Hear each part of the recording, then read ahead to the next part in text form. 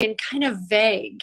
So listing some that we'll probably talk about a lot this evening: hot flashes, night sweats, sleep disturbances, maybe some vaginal changes, maybe some mood swings, maybe some brain fog, maybe some aches and pains. But ultimately, it's all of these vague symptoms that start to happen, as well as likely some changes in the menstrual cycle and the menstrual pattern.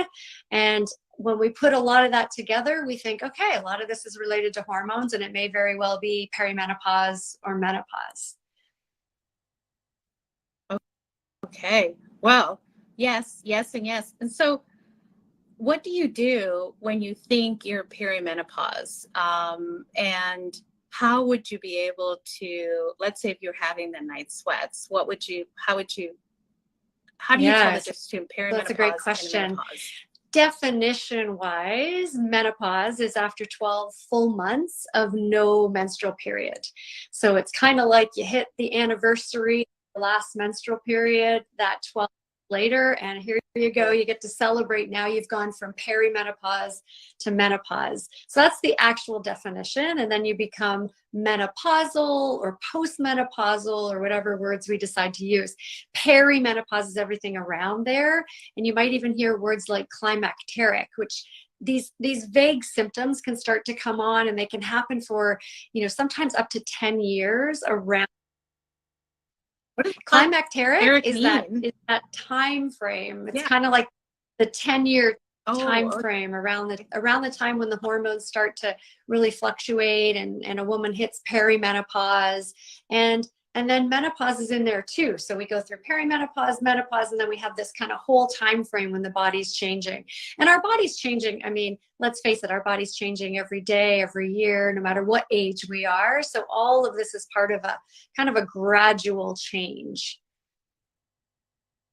Mm-hmm. So what happens if you have perimenopause, but you don't take anything for it? Is that a good thing, bad thing? Are you putting yourself at risk? I'm asking because I did nothing. Yeah, right. Inquiring minds want to know. It's an interesting question. The science is still investigating that question. And of course, every single organ in our body, every tissue in our body is sort of responding to all of the physiologic changes that are happening throughout our life. So if you imagine puberty, all these kind of hormones are coming on board. Perimenopause, menopause, all these hormones are kind of declining. The ovaries kind of come online at puberty, and they go offline around menopause. And so what we know is that all of our skin and our heart and our bones and our brain, they all have estrogen receptors, and those estrogen receptors are keeping those tissues healthy in that time frame. And so as those hormones start to fall off, there is definitely some thought that not allowing them to fall too far off is helpful. So we know that if we're going to talk about hormones later and starting menopausal hormone therapy, and we know that if we start menopausal hormone therapy within 10 years of menopause, or as soon as possible, as soon as a woman wants to and her provider and her talk about it, then we can sometimes prevent some of the detrimental changes in those organs and that physiology. So there is hope. And specifically, I will say there's good science in the vagina and the vulvar area saying that if we get estrogen on board at a time before a lot of those tissue changes, we can keep those tissues healthier longer. And so you'd rather not have that slope, and even with the bones too, you'd rather not have that slope of the hormones falling off and then they kind of hit a new baseline, which is kind of lower than it was before. So if we can kind of keep them up in that range where the estrogen is doing its job in all of those bodily tissues, sometimes that's preventative for other health conditions. What is estrogen doing? I'm just curious. So when you're talking about, the vaginal walls, so estrogen is known to be really helpful for skin elasticity, for compliance, for, just plumpness and affecting our skin, our whole body, Mhm. including our, our face and our hands. And we start to know skin change. We start to notice skin changes around the time that those hormones start to fluctuate. So in the vagina, estrogen is keeping lubrication, and it's keeping the tissues protected. It's keeping the area, Cool. basically as healthy as it can be in the bladder and the urethra and the vagina, and helping to maintain the youth of those skin tissues. Well, that you said it all right there. That's Youthful. very important. Thank you. When you don't have to ask and advocate with because you don't know, you're like, well, so what if I didn't do anything about it? But then you have these issues of vaginal dryness, or your skin becomes like paper thin, or your body, like your skin all over the place becomes extremely dry, those type of things that you just figure it's just part of aging, but you can You control it, can is what I'm minimize hearing. the changes if you get on top of them, and you are an appropriate candidate for those hormones to be taken. Then yes, you can minimize a lot of those changes that are happening. And specifically, one of the most important for women is bones. We reach our peak bone mass when we're very young, and it starts to fall off, even 20s, 30s, 40s. And then when we hit menopause, there's a real dive in our bone mass. And we really want to minimize that loss of bone, because with women, we know that, for example, osteopenia, osteoporosis, even fractured hips can start to happen. Yeah, we So don't think about those common, things when we're right? sort of younger in this perimenopausal time frame. But as we start to get older, we probably wish we'd maintained a stronger bone mass or protected our bones a little bit better. All right. Well, I was thinking, we wanted to make this conversational, this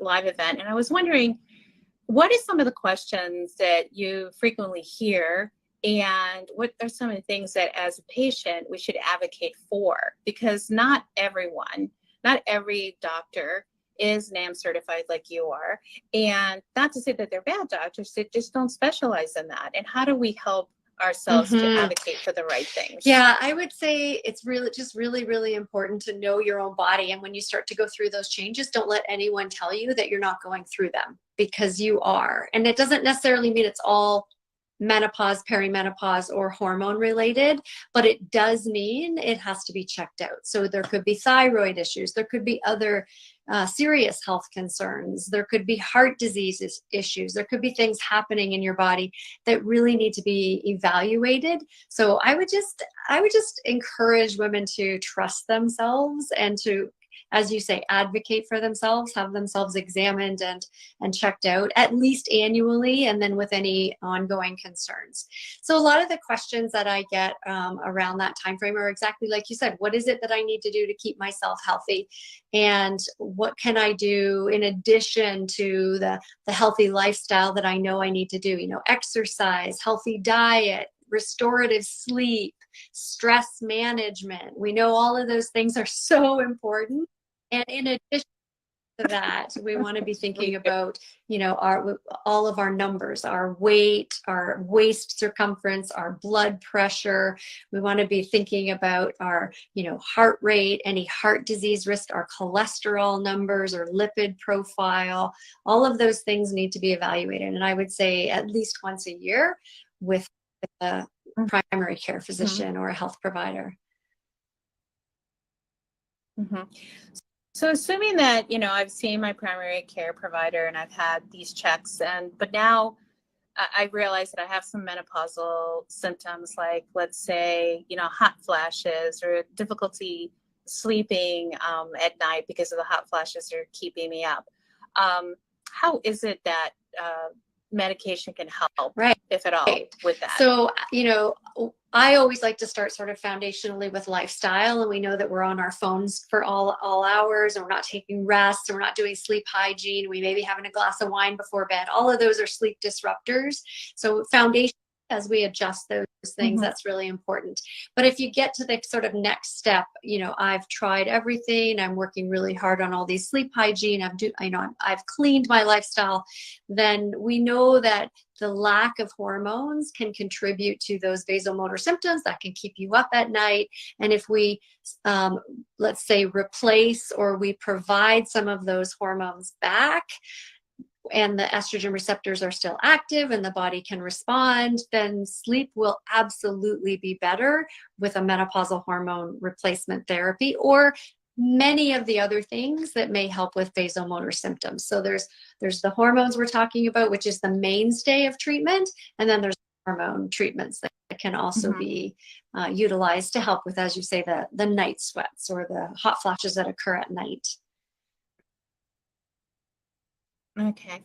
And so is it like always just estrogen, or like let's say you have like I've heard about this memory fogginess, right? And I have to say, I remember thinking I'm just getting forgetful like my mom used to get forgetful. But now after reading all this, you find out that menopause does affect us, and perimenopause starts affecting us with the ability to remember things. I Yeah. just didn't think it was real, you know? And so I didn't. I just thought, just capacity. You're at capacity of what you've learned. So you have so many things going on in life. So how does medication, and also with lifestyle, because I know medication isn't everything, Right. right? It's a component of, but how and what kind of medication would we take to help with that Yeah, so brain fogginess? anything that's going to help overall physiology is going to help with, all of the organs, including the brain. So once we have sleep under control, which also significantly affects how our brain functions the next day, and we're considering things like alcohol and stress and all of that, then the medications are going to ultimately bring the estrogen and progesterone. So if a woman has a uterus, she wants to be taking both, going to bring those hormones, Mm, back up, or at least back to a level that stabilizes organ function, brain function as mhm. well. So we know that that brain fog can be sort of a temporary thing, or it can be, a longer term effect, but related to all of these changes that are happening with hormones. So, you're asking, how do the medications help? The medications help by taking the hormones back to kind of where they were before, or at least some level where they were before, so that Mhm. all of the organs, including the brain and the memory and the learning, cognitive function, executive function, decision making, they can all kind of kick back in again, and women can. It's really Mhm. remarkable for, when we started having this conversation this evening, we were saying, well, we're not. A lot of women don't really know what these vague symptoms are, and when a woman gets Right. assessed and or she starts on some menopausal hormone therapy and these symptoms start to go away, sometimes we don't know how good we were going to feel. We don't necessarily know what we don't know. So that's, if Yeah. Yeah. Because you're dealing with it. You're just sucking it up for such a long time, right? So, Dr. Yan would like to know, how much does estrogen help with brain fog? I guess we're both hitting on the brain fog because maybe we've Yeah, been so experiencing it the a lot. estrogen and progesterone, if there's a uterus involved, are going to help significantly with the brain fog for sure. And so there's, brain fog is, like I said, a temporary short-term impact of that loss of hormone. And I don't think we can underestimate how important it is that sleep is also managed. And so estrogen and progesterone, depending on what types are prescribed, there's a type of progesterone called prometrium, which is a bioidentical progesterone. It's a pill, and often women will take it at night, which will help with sleep. And so we know that if we can help with sleep and we can replace or supplement those hormones kind of back to a physiologic level, all of that will help with brain fog. And one more little comment, that there's some science out there, and it's not necessarily really robust, but some science to tell us that progesterone itself is also helping with cognitive function. So there's certain ways that hormones can be prescribed, and a lot of people, they understand the estrogen component, but the progesterone component helps calm, it helps with mood sometimes, it helps with sleep sometimes, and it's been shown to help with cognitive function. And again, it depends what type, because there are different types of progesterone. Some will make people more moody, some will disturb people's Mhm. sleep. Some will have detrimental effects, but there's certain types of progesterone, specifically that bioidentical prometrium, that will help with those things. So I hope you and Dr. Yen can get the Right. help for your brain fog that you're looking for. Well, we know somebody. We know somebody who knows. But I guess the key thing is here, at least what you were saying, is to advocate for yourself and to start taking note of some of the symptoms that you maybe, didn't take into consideration. So another question I have for you is, before we go, so we always recognize that seeing your primary is really, really, really important. What base exams should you have? I know you mentioned some, but what base exams should you have done so that you can now get a consultation for perimenopause or menopause?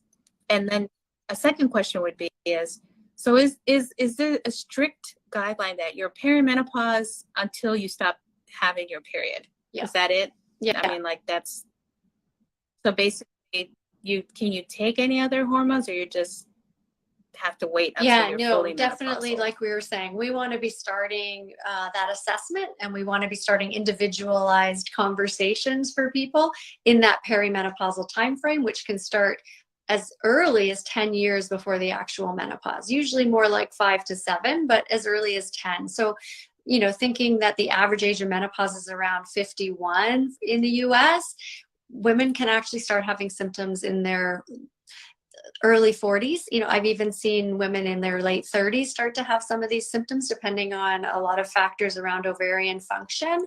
So that would be the best time to start having these conversations about being on some form of hormones, or some form of lifestyle change, or adjuvant treatments, or something that's going to, like we said, prevent those detrimental health effects that are going to come with a perimenopausal changes. Because remember, we're getting older at the same time, so we want to be, I consider that time frame a real wake-up call for women to get healthy, to start thinking about lifestyle. And then that brings in your second question: what do we really want to be thinking about? And we want to be making sure that we've had all of our screening tests. So that's going to be, according to guidelines, that's going to be mammogram, that's going to be colonoscopy, that's going to be lipid screening, blood pressure screening.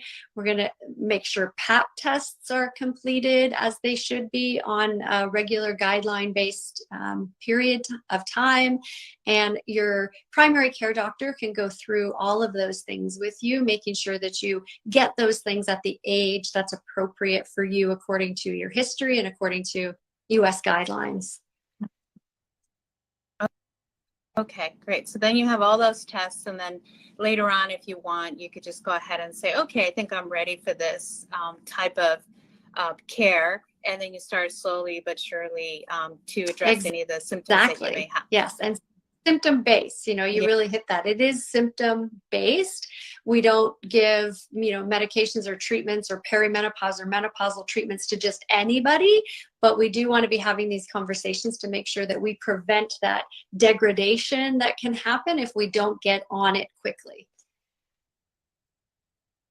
All right. I'm going to hop over to one thing that I started out with. For those of us that are over 50, that never took anything, what do you recommend, aside from the basics of, making sure you're talking to your OBGYN, and then you've taken those tests? What do you normally think you should see, or questions you should ask or consider? And if it's just, I don't know, too late? To get nope, never too late. As long as we're women, we should be looking after ourselves, and including all the aspects and facets of our lives. I think the important thing, the question that you're asking, you can let me know if I've answered it, but I think the important thing is, if you've been 12 months without a period, you're considered menopausal or postmenopausal. That would be the time for sure that menopausal hormone therapy would be the mainstay. Now, I think we're probably going to talk about other forms, and there's other treatments, but that would be the mainstay at that stage. Prior to that, it may be some combination of menopausal hormone therapy, or in those early stages of perimenopause, it could be a low-dose birth control pill.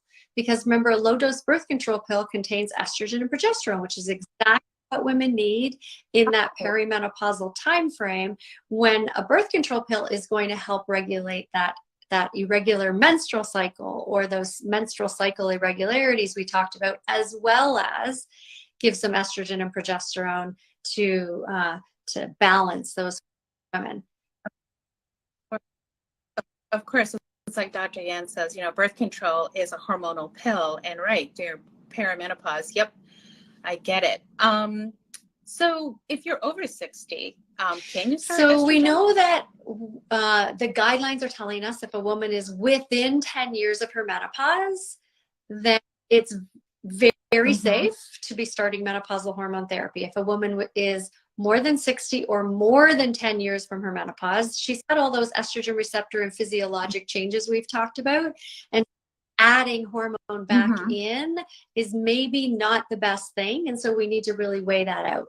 Now, what we do know is that as women get 3, 4, 5 years post menopause, so they've stopped their periods and now they're 3, 4, 5, 6 years in, we know that the vulvar vaginal changes start to be a lot worse. It just seems to take a little bit longer for those tissues, and we vaginal estrogen and or vaginal treatments and or a SERM, for example, or some of the vaginal applications will help with those changes. And so a woman who is, let's say, 60, 62, 63, 65, whatever it happens to be, who's coming in with some of those bladder, vulvar, vaginal symptoms, then it's very safe to be starting a vaginal estrogen, because we don't think it's systemically absorbed. So again, back to symptom target. We want to target what the symptoms are. We want to customize and personalize it to the woman, and we want conversations in a risk benefit way so that we can have all women feeling great.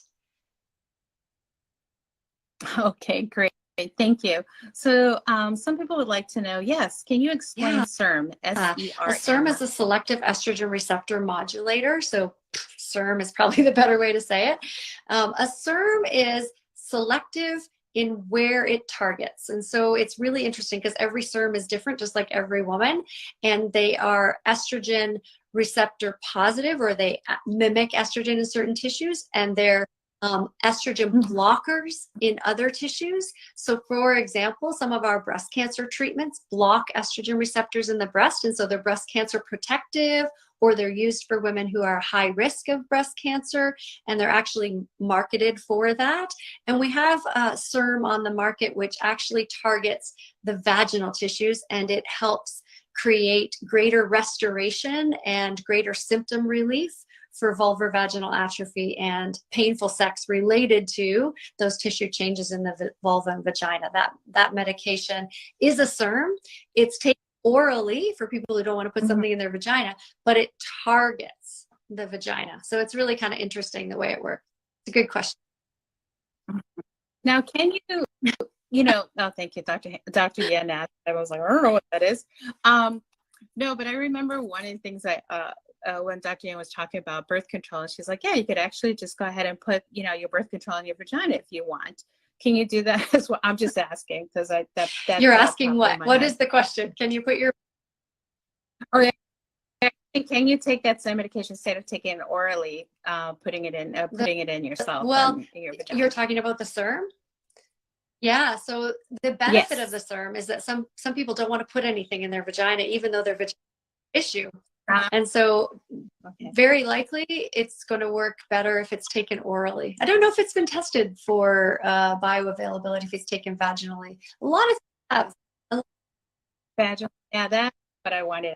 Yeah, well, Dr. Yan always comes up with these really interesting facts. I thought, let me ask that too, for those that don't like to take pills. But our pharmacist Yeah. has a different saying about that. But Susanna, anyway, I just I want digress. to say, like, that's not such a crazy question, because the prometrium that we were talking about, which is the bioidentical progesterone that's Mhm. taken orally, again, it's calming. People take it at night. It helps protect the uterus from cancer or from the unopposed estrogen. So it has to be taken for women who have a uterus, but it can be put in the vagina.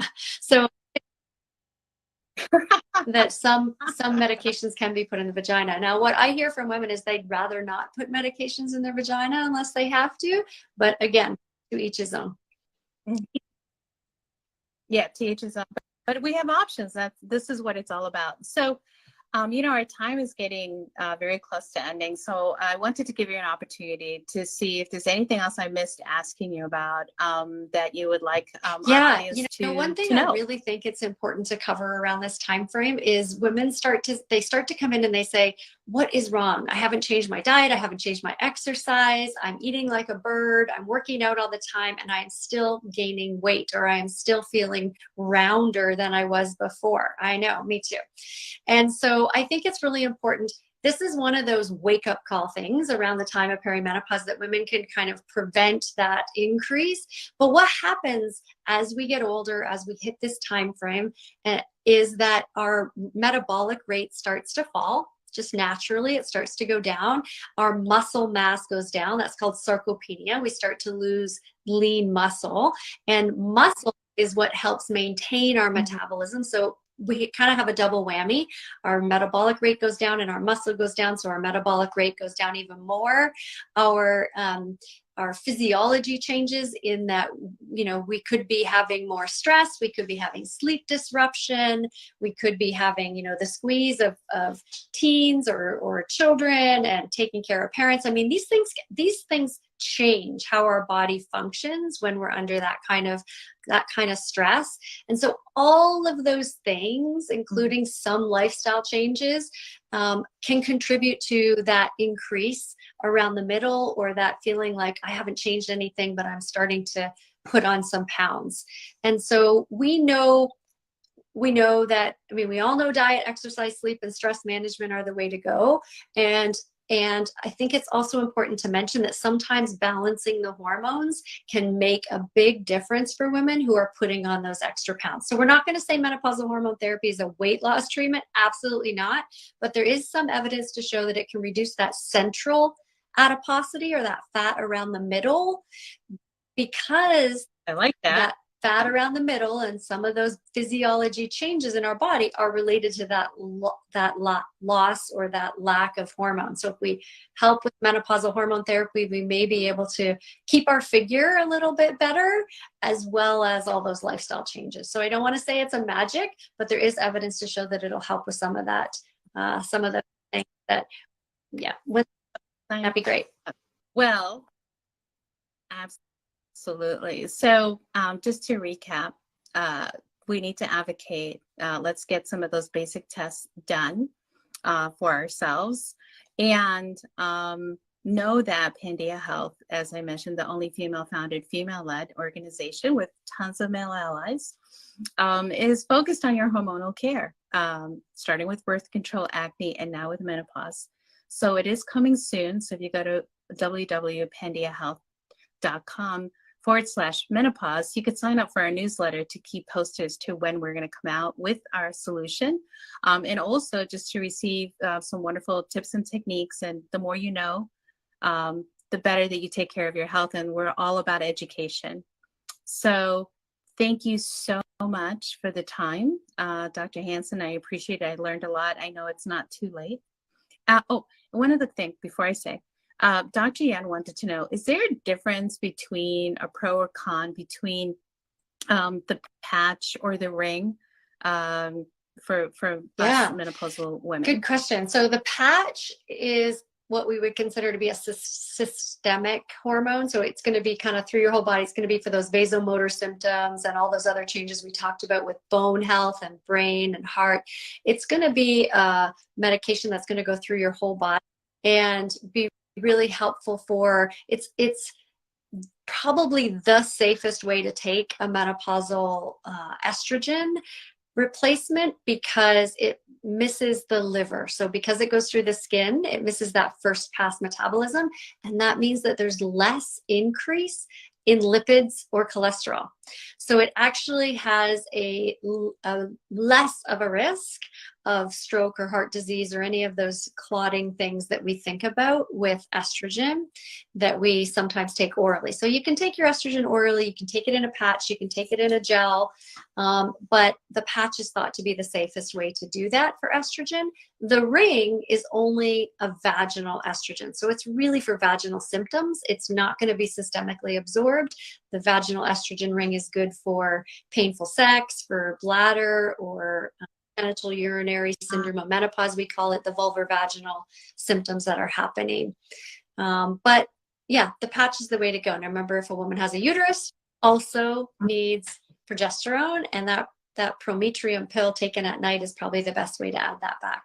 I also want to just quickly add in the SSRIs, selective serotonin reuptake inhibitors. They're sometimes used for depression, but they can also be used and are approved to use for vasomotor symptoms. So for women who cannot take hormones, not interested in hormones, there's SSRIs that can be taken. And then there's a new medication. It's an NK3 receptor antagonist called Intant that is also just recently available, which is sort of helps in the brain specifically for vasomotor symptoms. So the SSRIs and the NK3 receptor antagonists don't have we don't think they have the similar protective effects, for example, on the bone.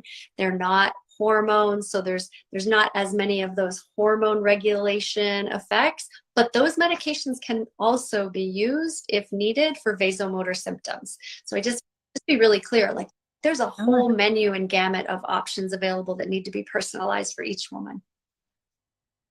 I see a newsletter coming along, but no, this is fabulous. Everything you've shared. I really appreciate your time, and we will be having more of these sessions.